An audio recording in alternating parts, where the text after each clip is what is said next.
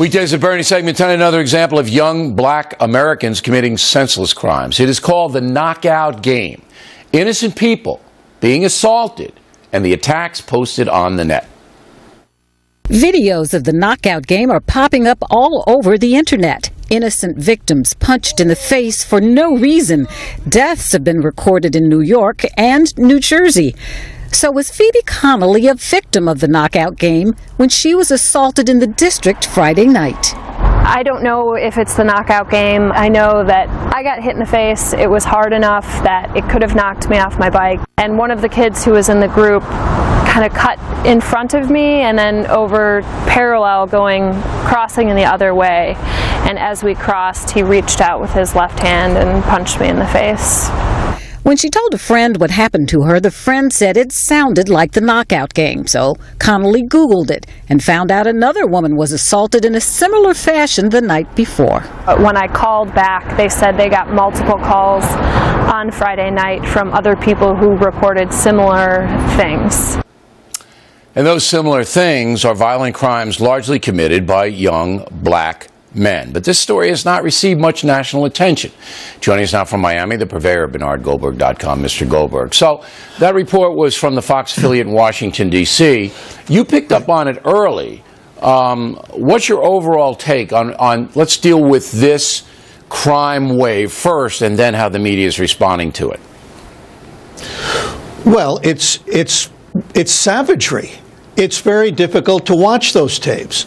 And as far as the media is concerned, if I can get to that, the reason most of the people watching us tonight are probably shocked by watching these videos and don't know anything about them is because, as you rightly said, they're getting precious little attention. No attention that we could find in the New York Times or the Washington Post or the network evening newscasts. And I think, Bill, there's a reason for this, and it's not a journalistic reason. Let's imagine that what we're seeing here is white people attacking, white kids attacking black people. That in cities like St. Louis and Washington and Milwaukee and Hoboken, New Jersey and Syracuse, New York and other cities, young white kids got together and said, let's start this game. You know, we'll call it the knockout. And they go around and some black guy is coming home from work and out of the blue they just hit him in the face as hard as they can and he goes down.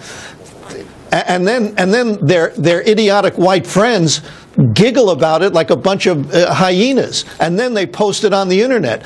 That would obviously be a national news story because it's orchestrated racial violence. But this isn't. It would also be a federal crime, because it would be a bias crime. Now, this is a bias crime, too. But I want to be careful here because I don't know how pervasive it is, and I don't know if it's all young black men targeting white people. Is it all young black men targeting white people, or is there... The best we could figure on the one end, on the attacker end, everything we've seen are young black men. Now, there may be that one of the women who got knocked down in the video that you showed, one of the people, that may have been a woman, I can't tell. And it may have been a black woman. That's possible. But generally speaking, it's black young men attacking white people. As a matter of fact, Bill, in some places they have another name for it. It's polar bear hunting. Polar bear because polar bears are white. You know, and since this is not a journalistic decision, because obviously this is a legitimate news story, obviously, this is a white liberal paternalistic decision. The white liberals in the media at places that aren't covering this are saying, you know what?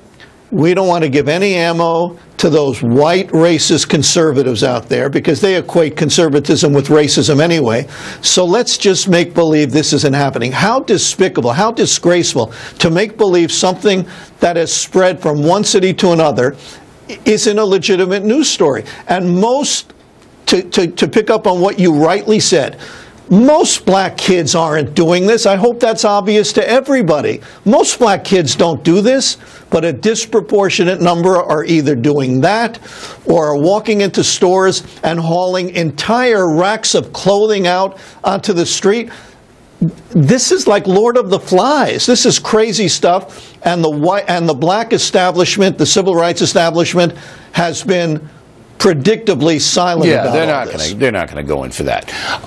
It is a troubling situation, and it all goes back to an alienation of young black men in this country for a number of reasons, but primarily because they're angry they didn't have a family and their father abandoned them and all of that. I mean, that's where it goes back to. And so they're acting out on the street, and they're sold a bill of goods by the civil rights people that white society is the fault. Because you're unhappy, it's the whites doing it to you, and so they're whacking whites. But with the internet and the notoriety, this thing could really get out of control. I'll give you the last word. That's right. On the fatherless part, you and I have been two of the few people that are constantly talking about this. I don't know any of these kids, obviously, but I'll bet you 95% of them didn't grow up with a father in the house, number one. Number two, on the other part of what you said about blaming white society, what happened after the Trayvon Martin case? You had Jackson, you had Sharpton, you had sanctimonious Tavis Smiley, all going on television talking about, painting a fairy tale picture about how young black males are being hunted down by white people. It was absurd, but they went on doing that, and on this, they say nothing, because, this is important, because it speaks to their failure as black leaders. They don't know what to do about this. All right, Bernie, thanks very much.